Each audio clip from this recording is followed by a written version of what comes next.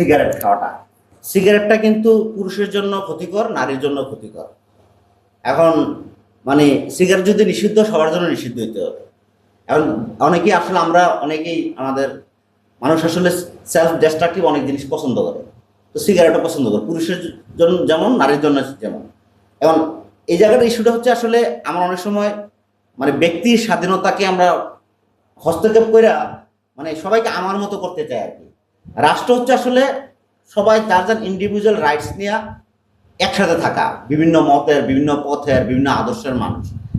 এই ঘটনাগুলো কিন্তু আমাদের রাষ্ট্রের এই ফরমেশনটাকে ঝুঁকিতে ফেলে। ঢাকা ইউনিভার্সিটির যে অন্যার কথাটা বলা হলো, যে এনে কিন্তু একটা এথিক্যাল কোশ্চেনও জাগে, ওই মেয়েটার অন্য ঠিক কি আছে কি নাই, ওই ছেলে তাকাইলো কেন? সে যদি পর্দারসীন হয়, পর্দার বিধান তো না ছেলের জন্য প্রযোজ্য, মেয়ের জন্য প্রযোজ্য। এটা একটা দিক।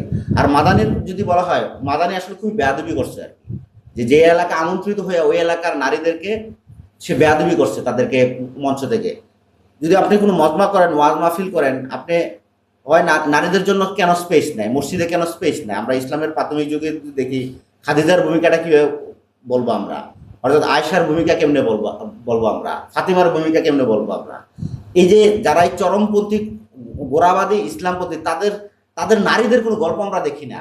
নারীরা মানে হচ্ছে পর্দায় আবদ্ধ, ঘরে আবদ্ধ একটা বস্তু মনে হয় তাদের কাছে। তাদের কাজটা মনে হয় স্রেফ সন্তান উৎপাদন আর তার পুরুষের সঙ্গ দেওয়া। মানে এটাই কি ইসলাম কিনা?